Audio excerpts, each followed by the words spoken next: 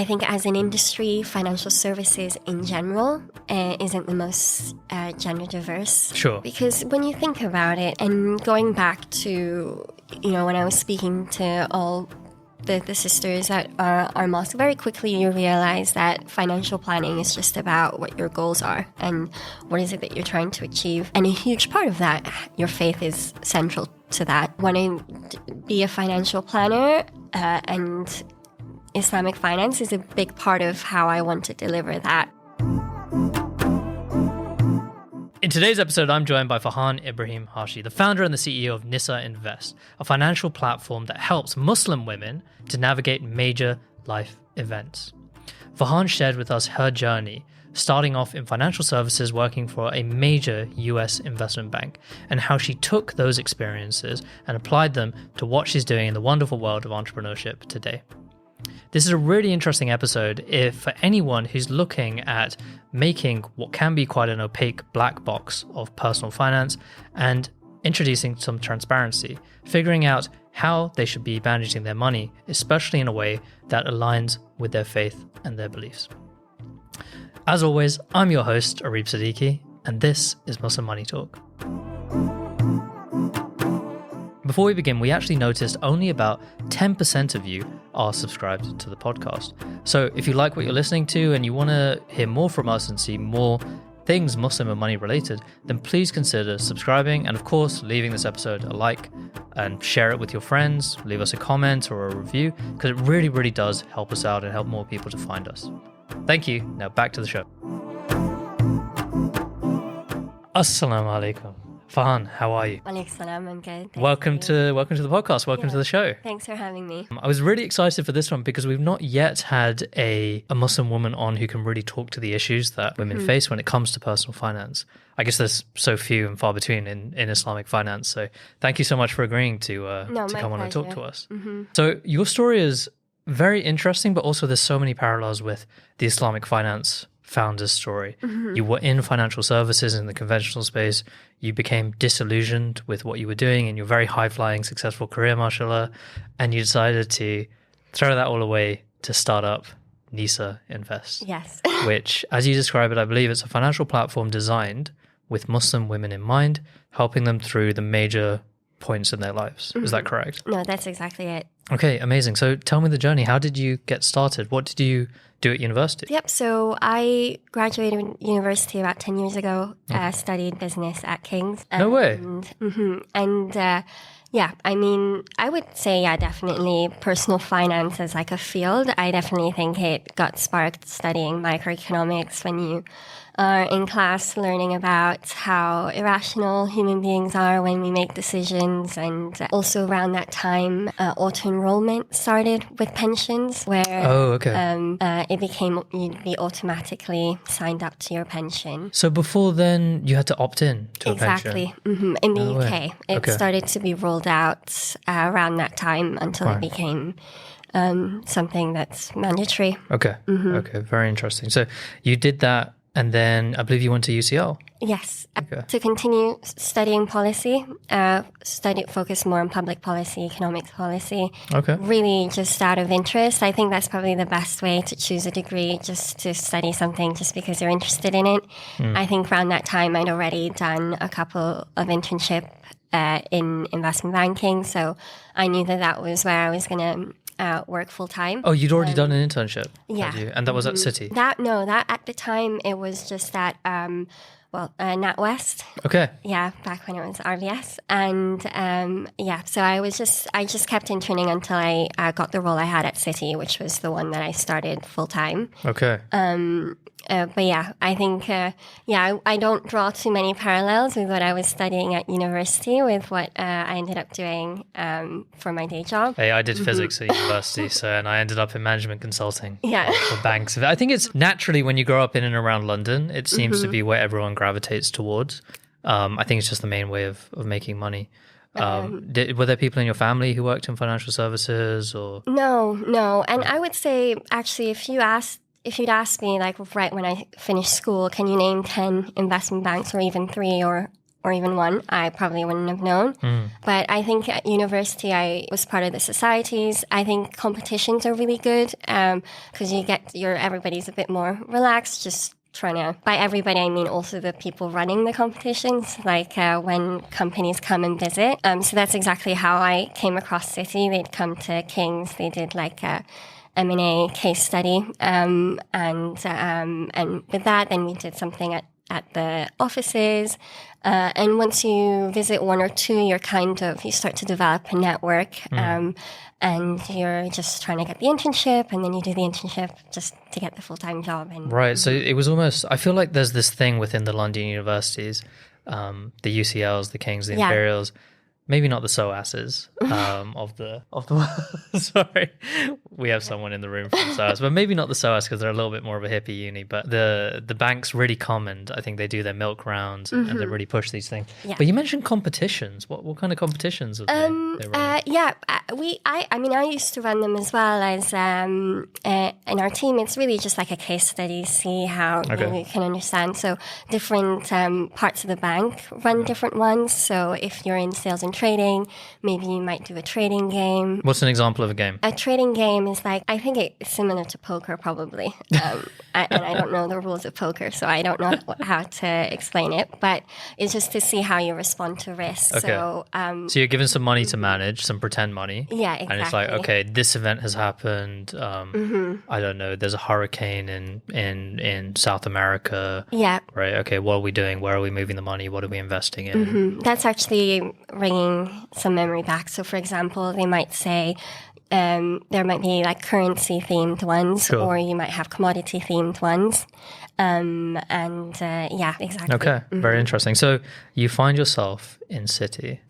And which team had you joined? So at the time, I was part of a graduate program. So I only got into a fixed team about a year and a half in, and that was in equity capital markets. So I was there for about just almost 3 years, and then the last seat I had before I left was in consumer and retail investment banking. Consumer and retail investment banking. Yeah. So when I think of investment banking, I often don't think of that in the context of retail customers, ordinary people. So what does that mean exactly? So it was a sector team. So that means you're still doing normal corporate finance. So whether you're helping doing an IPO or you're helping with mergers and acquisitions, but instead it's only for the big consumer and retail investors and companies. So it's actually a really broad scope. So it goes from agriculture all the way to your actual retail stores. Okay. So it's investment banking that affects the consumer space. Okay, understood. Because usually I think of it as consumer banking versus investment banking. Yes. I thought this was some sort of blend. Okay, that's really interesting. So then you were there for 7 years. Where did Nisa Invest come from? Yeah. So I would say at the beginning, it was, I think I realized that with personal finance, it's all learned through trial and error. And it was my own experience to kind of be like, oh, I can't believe the first time you were trying to understand how you can invest, or the first time you try to understand how a credit card works and whether you actually want to keep one. You're always just stumbling through these sorts of decisions. And so personally, every time I'd find something out that was new, I'd just tell everybody I knew, starting from my family, then to my friends. And after a while, I think I either got gently pushed in that direction, or it was a really good advice was to just go to the internet and talk about it. So the famous Fahan Finance blog. Exactly. Okay. Okay, great. So you started writing that. And that was just a very nice outlet for me. So at the time I started on Tumblr. Just with a photo and a small paragraph about something. On Tumblr? Yeah. Oh, I thought Tumblr was just a place where people write fan fictions and yeah, exactly. So I tried to make it as aesthetic as possible. Okay. So I don't know, I'd have a nice photo that I took on holiday of a long winding road, and I'd put a nice quote that says the longest journeys start with the first step. The first step, yeah, okay, and fine. talk about how important it is to start with your pension Oh, no while way. you're in your 20s and Okay. things like this. I also had some memes too. So there was a meme of the TV show 30 Rock where one of the characters says, I want to learn how to make money and then do the thing that rich people do, turn money into more money. So she's obviously referring about how investing works. Sure. And I talked about that. So I just had like a normal WordPress website and then you immediately learn like if it's on WordPress no one's going to find it, so I just link it to Tumblr and Twitter. So you were just doing this alongside your day job? You were just writing about your own personal experiences, whether it was with pensions or building a credit score? Wow, okay. Okay, the whole time. And then what made you think, okay, I need to go and start doing this full time? Because you went full time on this summer. I went full time I think, full-time definitely this summer where I was only focusing on Nisa Invest because I had left my role at Citi towards the end of last year. But we can go into it, but for the majority of this year, I was just part of a software development bootcamp. Oh, okay. Was that with Dean Developers? No, that's what I'm doing currently. Okay, fine. So tell me about that. Sorry, I'm jumping ahead in the story. So let's go back to Citi. What encouraged you to leave, and then what was the inciting incident?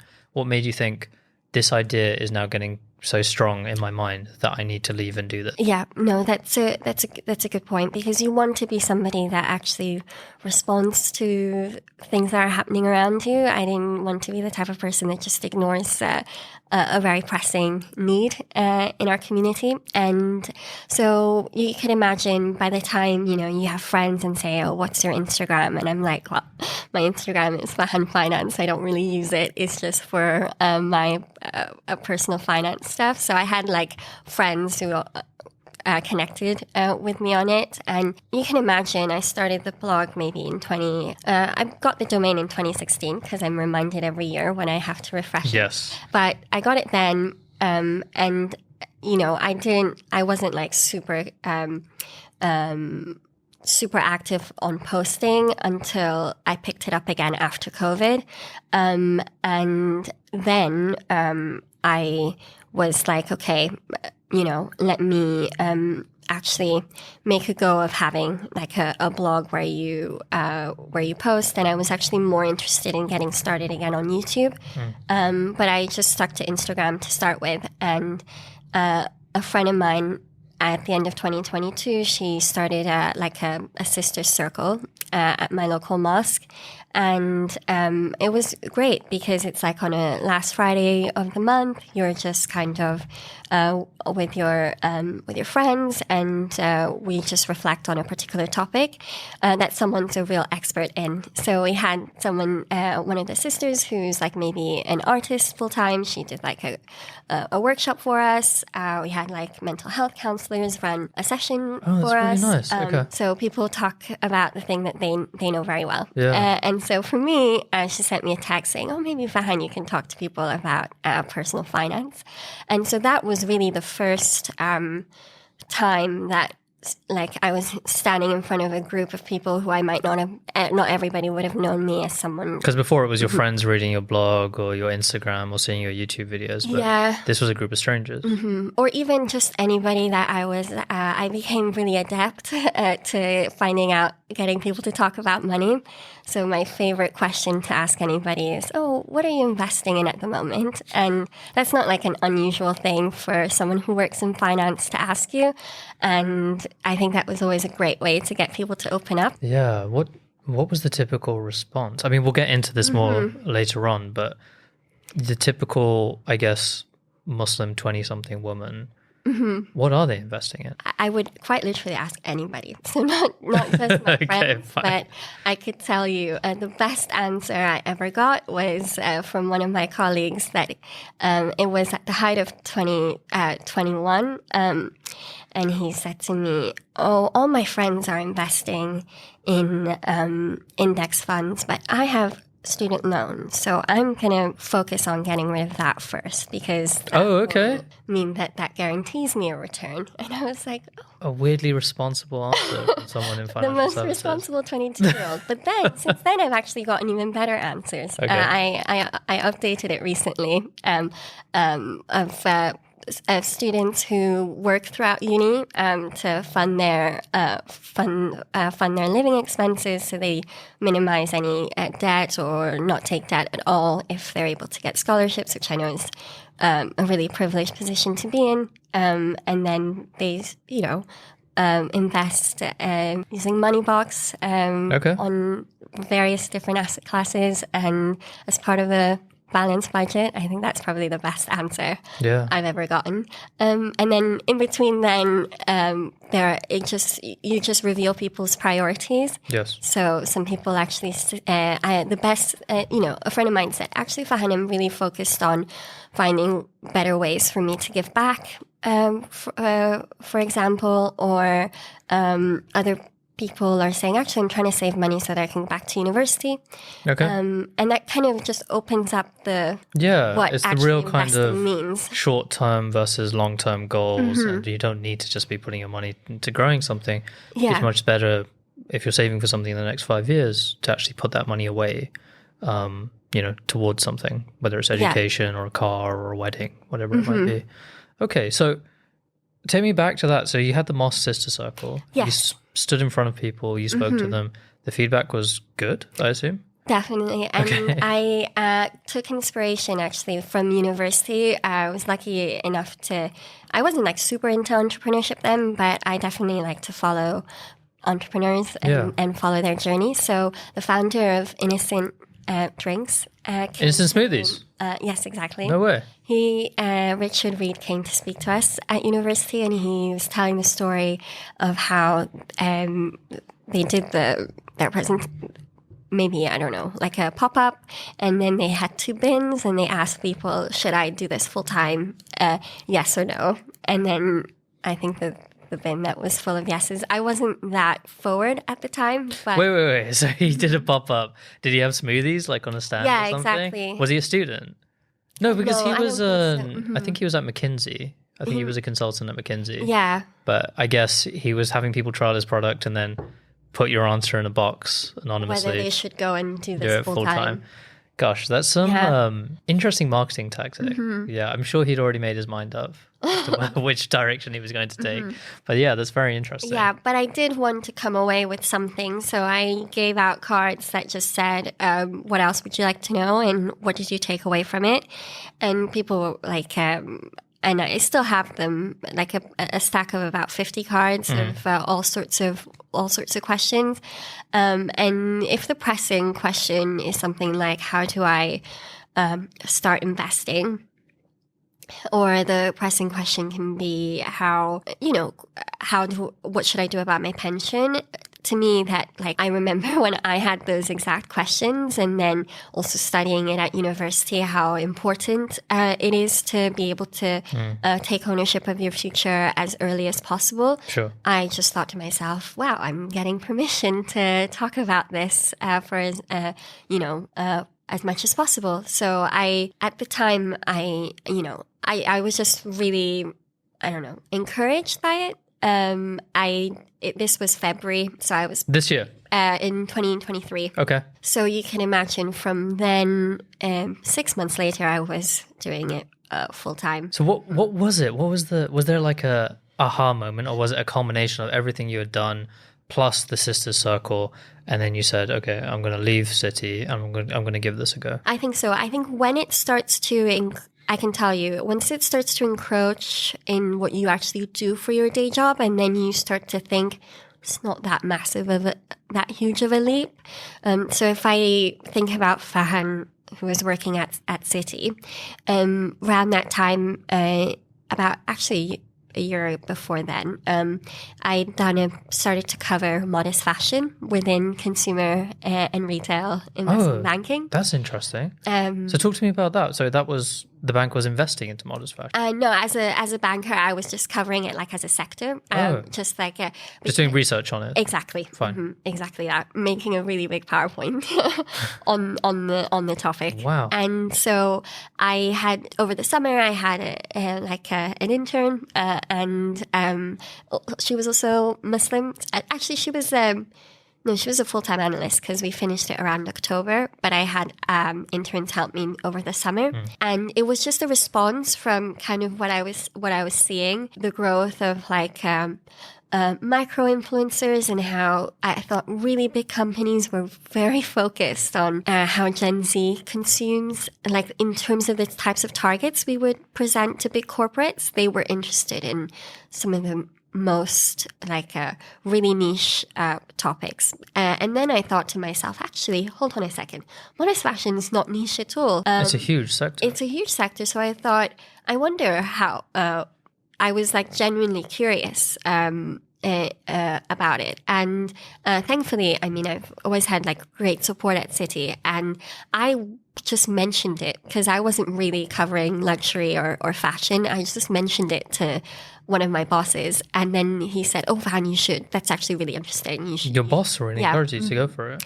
Yeah. So just so I get this right, after everything that had happened, you were asked to then cover this idea of modest fashion, which was seen as a niche, as Islamic finance is often seen as a niche, right? The biggest pushback we always got with Kestrl was when we were going for fundraising, it's like, oh, it's kind of like a niche of fintech, when in reality, it's something that serves 2 billion people on the planet. Yeah. Right? How on earth is that a niche? And then you thought, okay, the thing that I'm super interested in, there's many parallels with modest fashion. Yes. Right?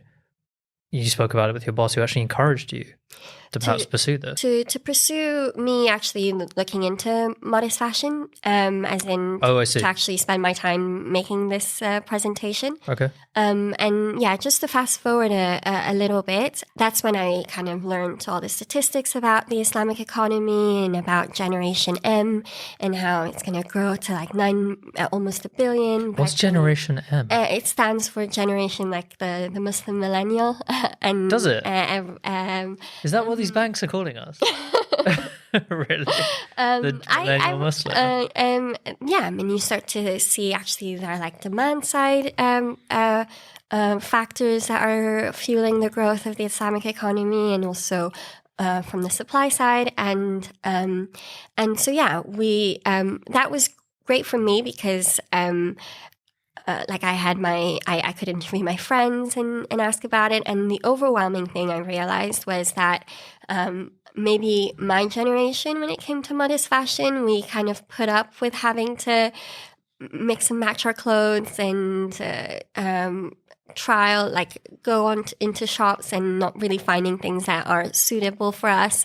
But that nowadays, there's actually no compromise at all, in the sense that from throughout the 2010s, like modest fashion has made huge leaps, and to actually be able to see that, and how even within activewear, there are several kinds of hijabs. There's like performance hijabs and more hijabs that you might wear to go to yoga. So I thought to myself, okay, so there's this. And then off the back of that, I even started to look at investments in like between the Middle East and South America around halal certifications of meat, and how that was like a big driver of like what sovereign wealth funds like to invest in.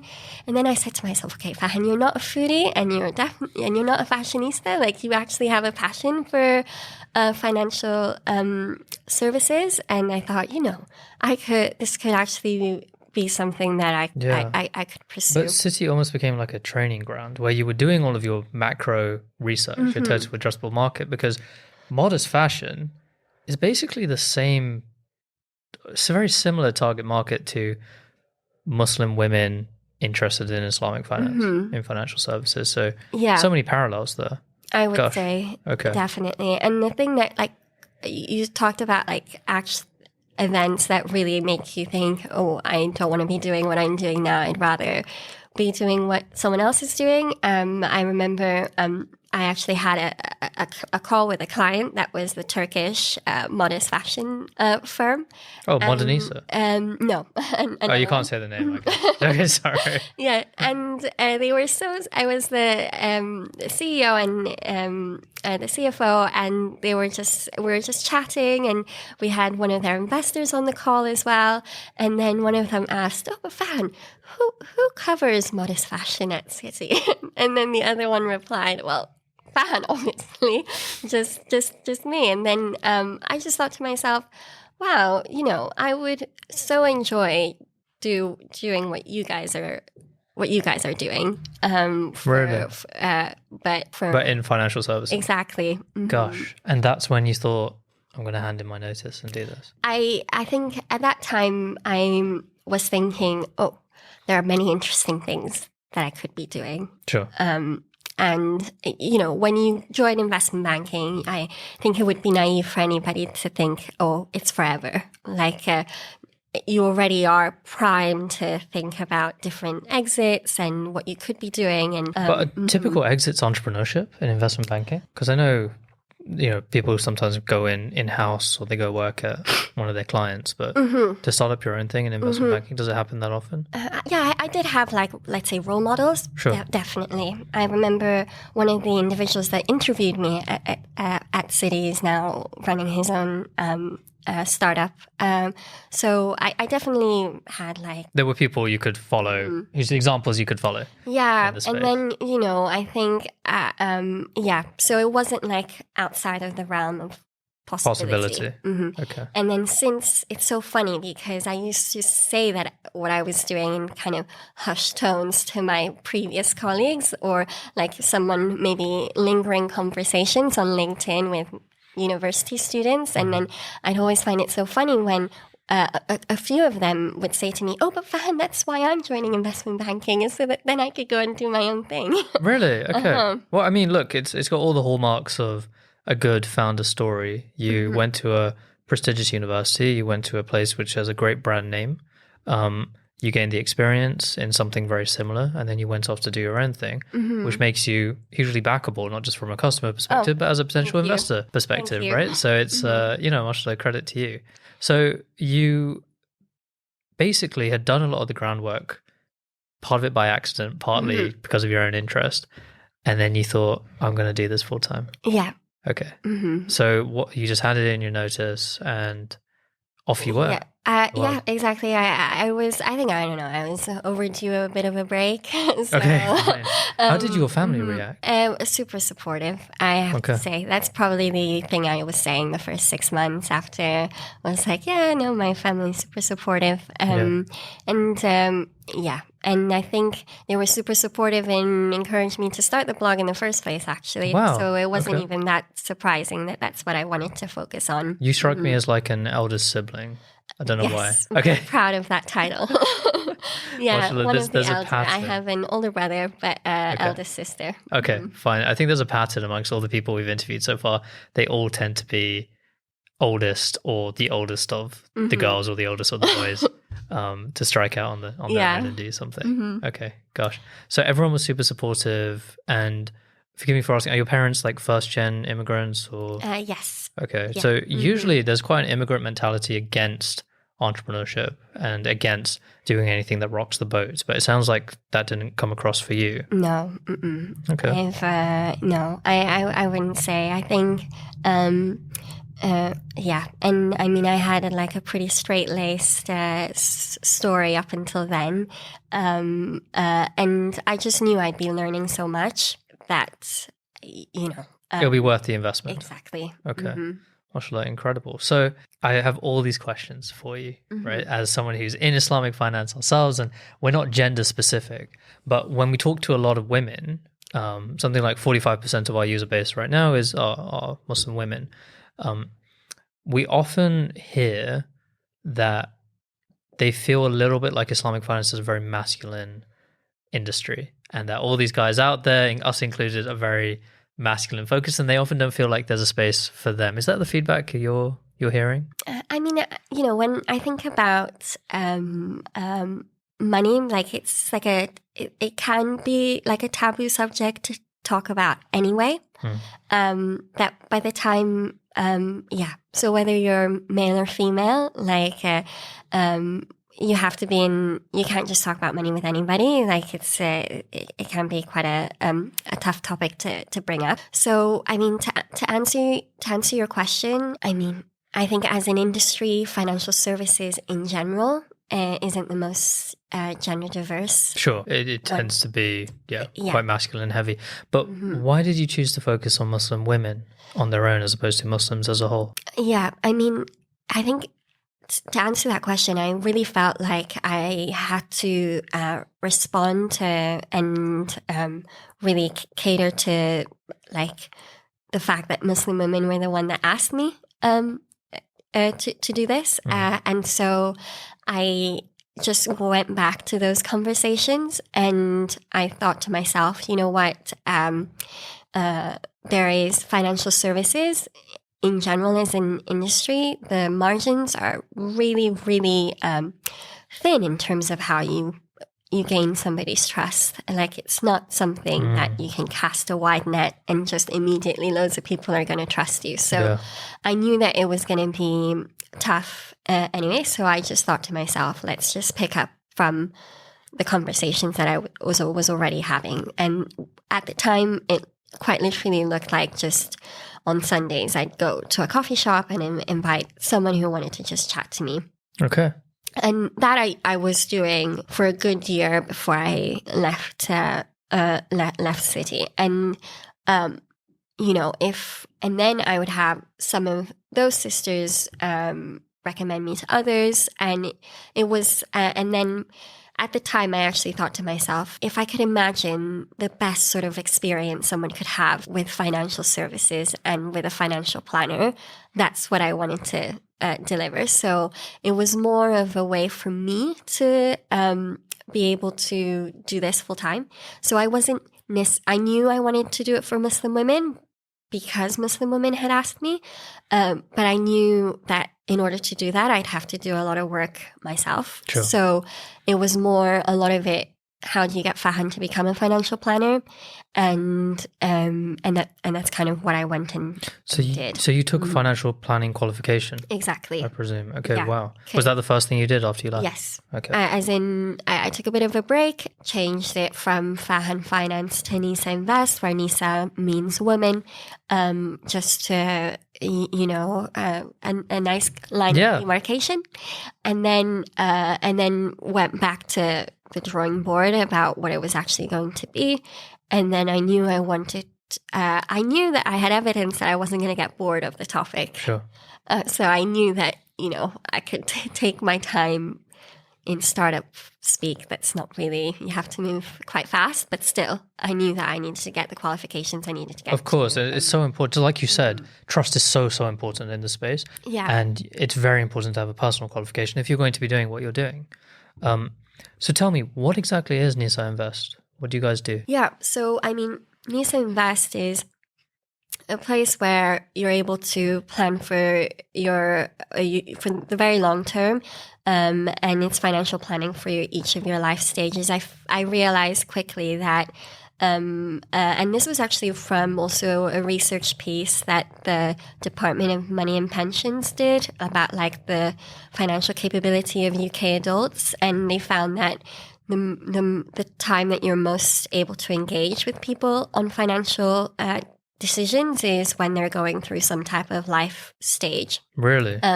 So you can picture somebody who's moving city, or somebody who's just starting a new job, or maybe they've just gotten married, or they've something like that. And so I thought to myself, in those instances, in my mind, the way I experience financial advice, it's good to have somebody in your corner, and it's good to also have nice case studies of people that you can relate to, and people who are in similar cohorts to you that you could speak to.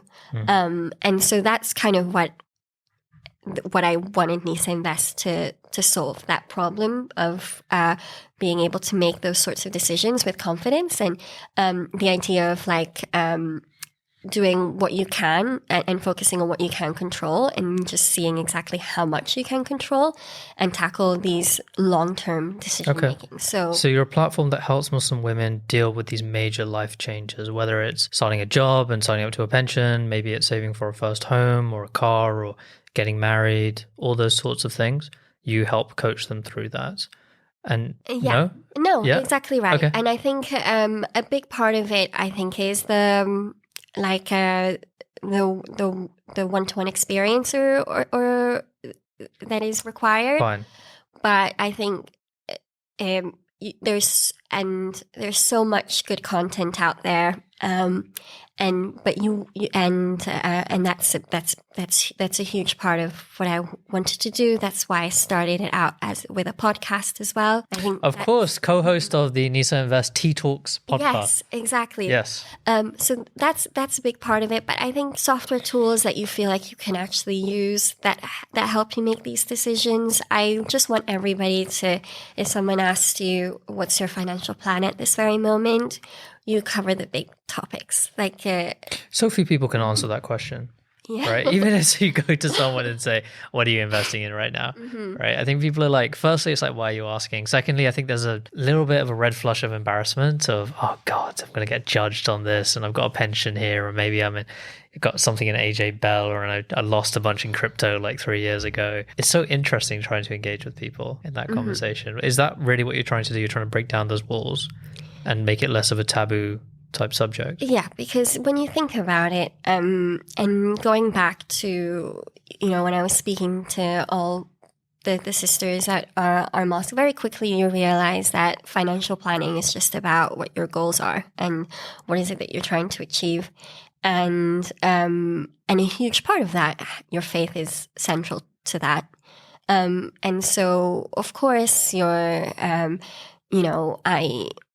want to be a financial planner, and Islamic finance is a big part of how I want to deliver that. That's the medium through which I want to deliver that. And most people know what to do already. And I sometimes say I wish I could swap my financial planning habits for any other kind of good habit. Most people have really good habits, and I don't know about that. That they can, I just feel like it's really important not to, what you mentioned, the embarrassment. Yeah. So a phrase I always say is, you know that better than me. You know what you're trying to achieve and what sits right with you. And thank you for listening to Muslim Money Talk. If you like what you've heard so far, you might be interested in checking out what we do at Kestrl, the Muslim Money app. Kestrl is a service that helps Muslims who want to grow their wealth without having to compromise, whether it's on their belief or user experience or price. I founded Kestrl because of how fed up I was at how poor Islamic financial services were in this country. Often people didn't use them because of how bad the user experience or customer service, and indeed how high on price they were. So Kestrl was the answer to that. If you download the Kestrl app today, it can help you by creating a budgeting plan. Plug in whatever bank account you have and it will create an auto budget just for you. You can then tell us what goals you're saving for and we'll save towards them automatically into pots, and then crucially link you towards Sharia compliant investment and savings products as well. So download Kestrl today and try it out for yourself. Now back to the podcast. But do people even sometimes know what they want to achieve? Because I guess it's like when you don't have role models and you don't have anyone that you've been talking to about money, maybe you don't know. Maybe you don't know when you want to be buying that house or when you're even looking to get married. So that kind of thing is so up in the air for so many of us these days. Yeah. So I guess it's like, are you trying to plan for the unknowns, or are you looking at other people and saying, well, this person is doing this by 25, they're doing this by 27, and by 30 I should be getting a house and my salary should be at this point.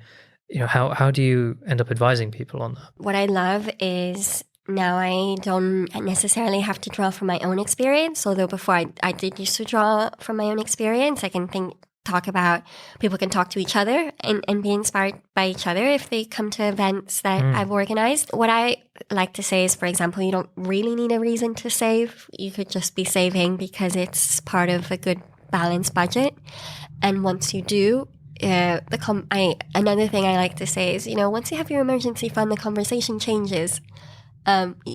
You will change. Like, you're just going to start thinking about different things. So Absolutely. a friend of mine, she said she kind of, even just mentally, she just said, okay, this money is my emergency fund and this is my short-term savings. So when she, earlier this, like a few months ago, she changed jobs. So this was like before the summer, we were chatting and she said, oh, Fahan, I'm starting a new job in the autumn, but I realized, I actually could just delay the start date and take a month off for myself. And she realized that because she actually could feel good about seeing one part of her money going down. Like, it's okay if you spend your emergency fund during an emergency. That's a good thing. Wow, okay. So the mental health linkage is really, really important there. Yeah.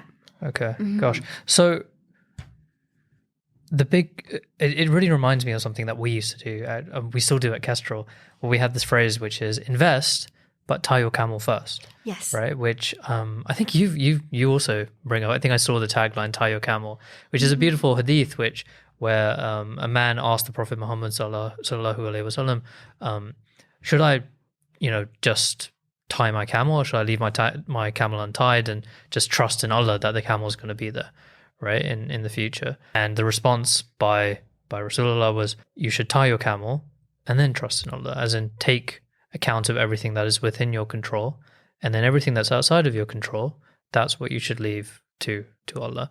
And it's got a beautiful a beautiful translation over to financial services and investing, and that so many people are just excited about investing and the fun part, right, and making money into more money, not in a riba way, but Yes. investing in halal things, but they forget the basics, like just building a budget, an emergency fund, and saving for short term versus investing for the long term. I would say that the story doesn't get more complicated than that. And I think, you mentioned Muslim women, are there particular things that come up? Whether or not maybe you could say, because there are fewer women in finance, maybe there are fewer women in your own circle that talk about money, unless you have the unfortunate chance of sitting next to me at dinner. But, it is possible that the jargon can be a big turnoff. And what I like to say is that, like, and I don't know if that's what you found too, financial services has huge jargon. Yeah, and especially when it comes to Islamic financial jargon, because then you have all the Arabic terms thrown in, murabaha, musharaka, commodity, mudaraba, all of this kind of thing, and no one knows what's going on and no one knows what it means. I think the biggest failing in Islamic finance is actually marketing, right? No one actually understands how these products work and what makes them halal or not, and ultimately you lose out on the most important thing in our industry, which is trust, because of that. I'd love to ask you this. This is the big question. What are the biggest problems that Muslim women encounter today when it comes to their finances? Yeah, I mean, I would say it could sound like it's a small problem at the beginning, like, oh, I'll just ignore that, or I'm just, what my biggest concern is someone not feeling like they ever had an entry point to talking about money. And so I always like to say, even 1 hour with a professional can really make a big difference to your personal finances.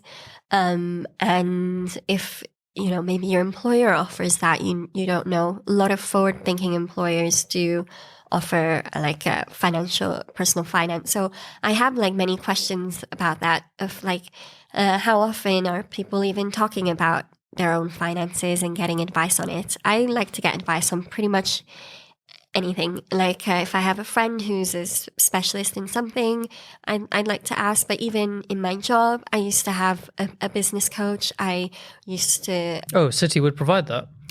No, I had like my own one. Okay. But some employers do. Yeah. It was just someone I knew for a long time. Fine.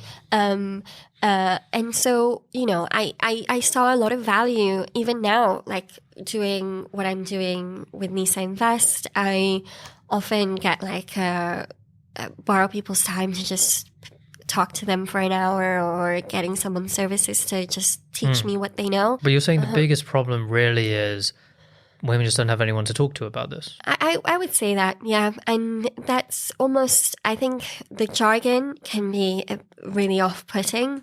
And I would say that if that translates with you never really getting your head around your pension, I'm just staring down, not wanting someone to look back and think, oh, my paycheck didn't go as far as it could. Because I think that there's a huge dignity that comes from actually knowing that the hard work that I'm doing is doing its best that it can. And that's like what I'm the problem I'd like to solve, like really for people to have control over this area of their life. So is that one of the bigger problems you see people making, that they're just not understanding the importance of a pension, or making their money actually work for them in the long term? Yeah, I mean, the first YouTube video I ever put out was how do you save for retirement in your 20s? And I really resisted for as long as possible to just start exactly from there. And I feel like I've come full circle now to think about pensions. Before, I was just speaking to people and seeing what's on their mind. But yeah, I think going back to when I was speaking to my sisters, I find that even knowing how to get started with investing, and if I come reply to you and I say, oh, what does your employer provide? It sounds like a really boring question. Like, pensions isn't the most exciting, the first thing that you think about when it comes to investing.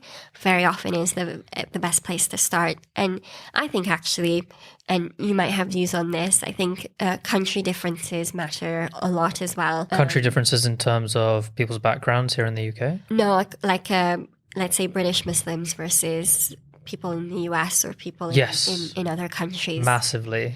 And I don't say that because we're Muslim, but actually country-wise. I find that our American counterparts are much better with money.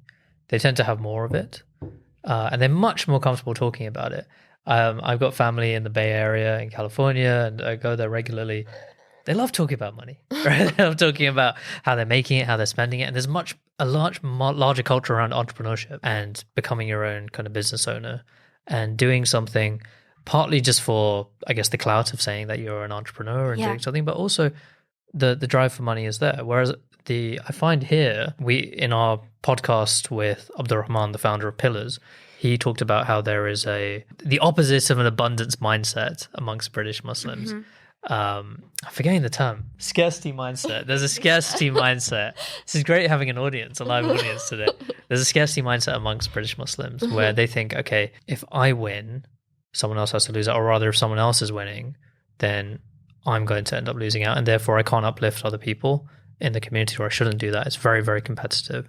And I think that comes with being, I don't know, a different kind of immigrant family that came here versus that which came out in the US. But I think we are a little bit more backward when it comes to thinking about money. What I like to say, I try to strip out the layers and think, actually, I have a theory that I don't know if anyone's ever had a really great relationship with their financial services. Like, I really want to find somebody who's had like a great, massive, like throughout their entire life, never had a bad experience with a financial services. I think maybe if you're very wealthy and you had someone like managing your family's money for a long time. And even then, I was speaking to an old colleague, and she was telling me how she moved from the UK to the US to do the exact same job in wealth management. And she said that in the UK, they are not as fee sensitive as in the US. What do you mean?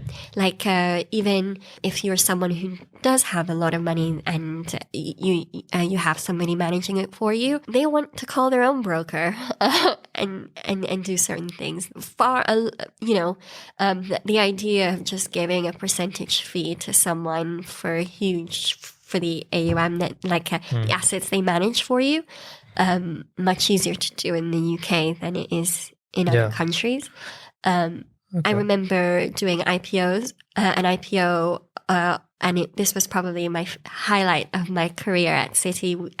It was for the AJ Bell of Sweden. Oh, okay. So they IPO'd. So by IPO, you mean international public offering? Yes. They were going public on the stock exchange to raise money from everyone and anyone. And that's kind of where you take your company out of being privately owned to being owned by everyone. The share price is now dictated by the market and how many people are buying it. So it's a huge event for a company. Exactly. So that was probably the only IPO prospectus that I actually really wanted to read. Really? Cover to cover. And a big part of like a tailwind and of that that helped that that company be so successful in like convincing investors that it's a great thing to invest in. And AJ Bell is like a robo-advising platform, investment platform, and every country has their national champion. So this was the Swedish version, and a big part was the attitude, the savings culture that there is in Sweden. That has a big impact on whether this company is going to be successful. Okay. And so even reading that, so then you go back to the Muslim woman and you realize actually it's not just me. Like I like to just let people know that there are a lot of, and then at the end of it, we're all human. So we're not wired to want to delay things for the future. Like we have to consciously make those decisions. Yeah, it's the delayed gratification point. Yes. Yeah, if you can kind of master that earlier on, you'll be much more suited to investing effectively. Yes. Okay, I'd love to ask from the perspective if there's someone out there listening right now, maybe they have a bit of money, maybe they're about to start a job, and they're thinking, what on earth should I be doing? What kind of steps would you broadly lay out for someone to follow? Yeah, so I think that advice can really fit in a very small post-it. Like it's not going to be, and it's maybe might not even sound revolutionary. I think a big thing I like to do, and we had a workshop just this weekend tailored for early careers. So someone who people who've just graduated and about to start on the career ladder. Exactly. Yeah. Maybe have been working for 1 or 2 years. There's a lot of agency that comes from just shaking off the student tag, or just if you've never switched your current account ever, start there, please. Why start there? I think it's in the interest of the big banks to make current accounts feel like they're commodities or things that you have, just like your water bill. Completely not the same. I view, and I did as in my old job, and I still do now, financial services products as consumer products. And it should be as easy as possible for you to switch around. And so that's maybe might not sound like the best place to start, but if you're having a bad experience with your bank, you should switch. And if you feel like it's not about, another thing I like to say is not about the amount that you have, just having the different types of accounts and having things going into the right places is really important. So what sort of bad experiences are people having with their current accounts? I mean, for me, if I had to speak about it, like I can't picture people opening. I mean, we're Muslims, so we wouldn't necessarily do that, but people do talk about how long it takes just to move money sometimes. Yeah. Okay. And you could see that could give a lot of anxiety to someone if they have to wait a week to have their savings account moved between banks. So that's like that can really, especially now in the age of Monzo and Revolut, to just move money around from different accounts within the same bank seems bizarre. I sometimes think, like, how can this be tolerable? Like, it's not okay. Or if you ever have a bad experience traveling abroad and maybe your card doesn't work. Yes. that in of itself for me is really bad. So I would like set yourself up for success. Like a lot of it has nothing to do with you. It's because of the services that you have, and maybe you don't have the right accounts open. Okay. So move to a current account that suits you and suits your purposes, whether it's traveling or spending. Start there. Yeah, I would definitely feel like you have control over all these decisions. And then it depends. Like, I think if someone's just graduated, I think I'm still getting to grips and understanding, and I think the whole country in the UK is the student loan situation. Just how much student debt is out there. I really want to really tackle that issue. Yeah, like actually understand that. So this is for whether you're Muslim or not, but especially if you're Muslim, I think that's kind of where I personally started with my financial journey. And what, the debate of whether you took a student loan or not? Yeah. Yes. Okay. And I love that there are like a lot of efforts now on halal student There's loans. a fantastic lady called Asha Hassan who has been championing this for the last 10, 12 years, ever since David Cameron promised a Sharia compliant alternative to student loans, I think 10, 11 years ago now. And it's been sort of kicked down the road by each government. And now they're saying they're going to do something about it by 2025. Inshallah they do. Hopefully they do. By, complete credit to the efforts of her, Sadiq over at Muslim Census, who did that campaign, the guys at IFG who've been pushing it. They've done fantastic work championing this cause. So inshallah, we will see it. And then it depends. I mean, a lot of the times, the biggest place that you could start is like your own goals. So if you, let's say, alhamdulillah, you do have your dream job and you're like really happy to just get stuck in, I would start from there. If you've never looked at one thing that anything that sounds like a black box, try to tackle. So even as simple as understanding every number that's on your payslip, I think you give yourself the grace and the space to do that. For some people, do you think it just sounds like insurmountable? There's so much stress which comes from this, right? As soon as there's money involved, it's like, okay, where is it going? What should I be doing with it? What I find is that money is such a psychologically emotionally draining type issue for a lot of people. They're often afraid of, checking where their money's going, or ensuring that they're not paying for too many things, or maybe they're paying for 2 Netflix subscriptions or something like that. Do you find that's a very emotionally entangled issue? Yeah, and that's simplifying things, but probably that's actually really good advice as well. Like in general, keeping your finances as simple as possible is really good. It's part of the reason we started Kestrl. We noticed there were so many people who they were getting money coming into their accounts and they didn't really understand what was happening to it after then, and not really realizing, I'm not actually saving anything. So we thought, let's try and simplify it. We created this app. People can plug in whatever current accounts they have. We'll create a budget for them based on their previous spending, and then they could edit it and track it. And then they could save towards their goals into little ring-fence pots, and crucially link them up with Sharia-compliant savings and investment initiatives as well. So that was kind of the idea behind Kestrl. Of course, we wanted to do it more automatically than having a person to it. But I absolutely understand the benefits to both approaches and why one might appeal, to someone. Mm-hmm. So, and I mean, even what you showed at Muslim Tech Fest about the interest purification. Oh yeah, I forgot. Yeah, were you in the audience? Yes. Oh no way. Okay, and, there you go. So for people who don't know, Muslim Tech Fest, shout out to Islamic makers, Arfa and Zahid for running that. We did a Roast My App workshop where we showed all these different features and asked people what they thought. But yeah, the interest purifier has proved one of our most popular products. We've had thousands of people just check it out, and so many people are gaining interest either knowingly or unknowingly through their current accounts or through a savings account because they feel like it's safer to have their money in a savings account, rightly or wrongly, and they just want to do something to get rid of that interest. Mm-hmm. And we can seamlessly see how much interest you've gotten and help you to just donate it away very meaningfully and with the touch of a button.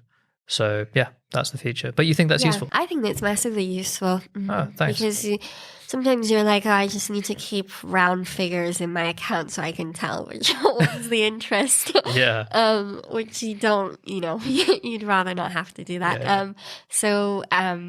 Yeah. But I would say definitely the reason I said that it could fit in a post-it note is because one book that I heard about it through a podcast, Freakonomics. Yeah, Freakonomics. Yeah. There was this professor, his name was Harold Pollack, and he wrote a book called The Index Card, Why Personal Finance Doesn't Have to Be Complicated. And he basically gave advice on personal finance on an index card, like a revision card. Okay.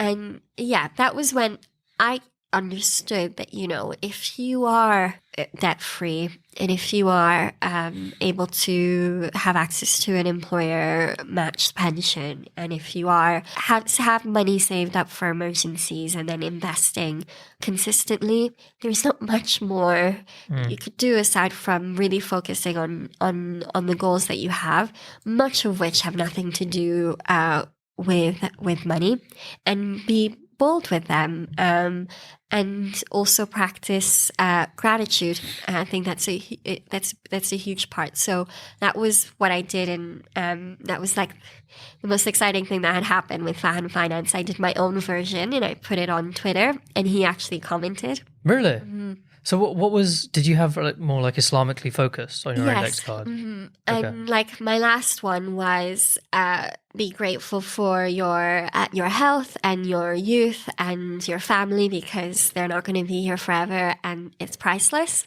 Wow. And that is a big part of the way that we look at money. And another great article that I loved was from the Yaqeen Institute, where they talk about it's quite a heavy read actually, but it compares economics, how the Homo economicus, how he's presented in economics, and what's the Islamic version of that, and how the wealth that you have is actually the one that you can take with you, which is the good deeds that you do while you're here.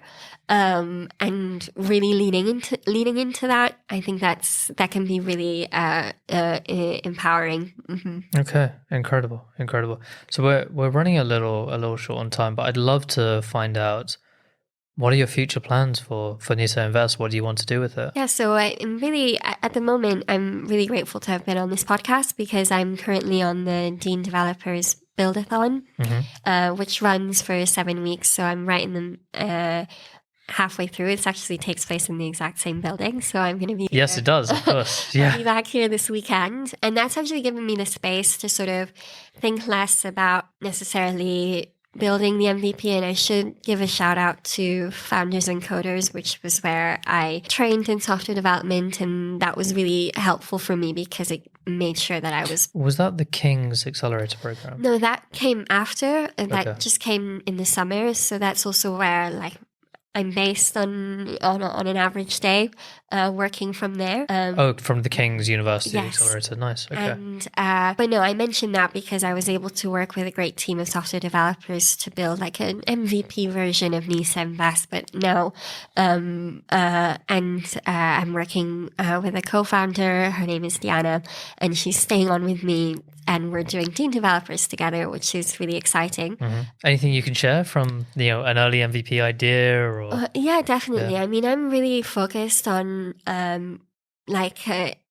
how people make the decisions around money right before it hits their paycheck. So, and I when I position Nisa Invest, or how I want people to hear about it, is as an alternative to the financial well-being benefits that some forward-thinking employers do already provide, and how you can make all of those decisions guided by your faith, starting from your halal pension, that alhamdulillah all employers have to provide. Now they do, yeah. Now they do. It wasn't that way when we started working, though, I don't think. Exactly. So yeah, if people listening can check out exactly like what their what their employer offers, and if they've ever said, "Oh, I'll ignore that email," maybe reach out, and I'm happy to chat about it. Yeah, for sure. So yeah, I think teen developers, they've done a really good job of actually making you think about exactly what problem you're solving and how you're going to be like validating your idea with exactly the people who are actually going to be buying it. So I'm actually going to be spending a lot of time talking to HR leaders and people who lead their employee resource groups, not necessarily the end user. So it makes the business model look quite complicated. Yeah, well, sometimes going directly to business can be a really good way of getting revenue. We do that at Kestrl. We sell a lot of our software services to the Islamic banks, which were the whole frustration as to why we started Kestrl, because of how poor their user experiences and customer service and how high the fees were.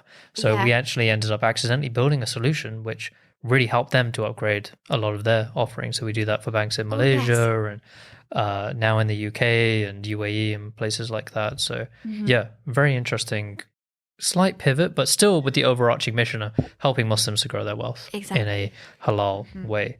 I'd love to move on to some rapid fire questions. Yes, go for it. Okay. Favorite financial services book or financial book, personal finance book? I would say The Nudge by Richard Thaler. Yes, I read that. I often say that I could trade in my entire degree for that book because I refer to it so much. I mean, I carry it I have it in my bag right now. So that's like got really great. I mean, it's not necessarily personal finance focused, but if you're interested in those sorts of topics about how human behavior works and how a lot of the ways that we're making decisions are architecturally decided for us already. But if you're looking to improve your finances, I think The Psychology of Money is a great book. Love that book. Absolutely. Okay. So that was your book recommendations.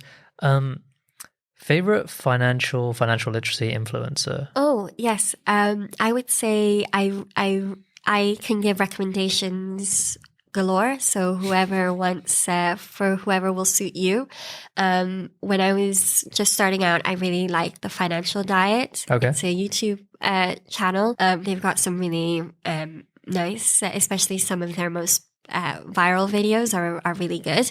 And then I like Ramit Sethi. Who's that, sorry? Ramit Sethi, he's in the US. Okay. And then personally, though, not necessarily influencers, but I use Islamic finance guru and money saving expert, of course, all the time. Of course, yeah. They're the staples for many Muslims here in the UK. Okay, amazing. And to round it all off, favorite money related story from the Quran or Hadith? Is there anything that inspired you, or a person, or an individual? Yes. So I recently came back from Muslim Tech Week in San Francisco, and that was like a really great experience. And I have to say, there were actually some talks related to Islamic finance, but in general, the sort of things that people were talking about was being Muslim entrepreneurs, which is very related to finance. So I like the idea of, starting out your day with charity. So how, like in a Muslim market, you're like the first, the first thing that people buy is like for free, like just to start your day off on a good note, or people recommending like someone nearby who hasn't had a sale to just do that. I like that kind of increases the barakah that you have in your own business. In your own business too. Mm-hmm. For sure. So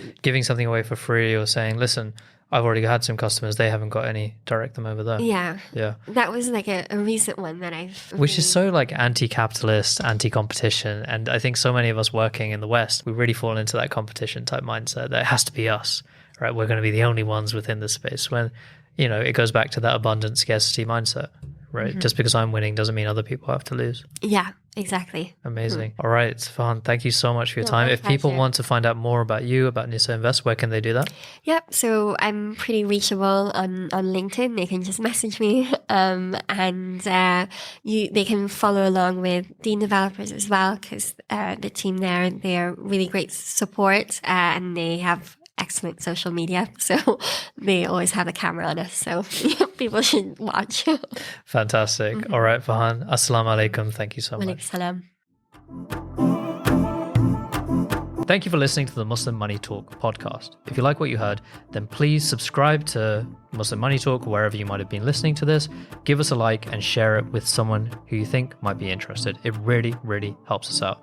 Thank you. Assalamu alaikum, and see you next time.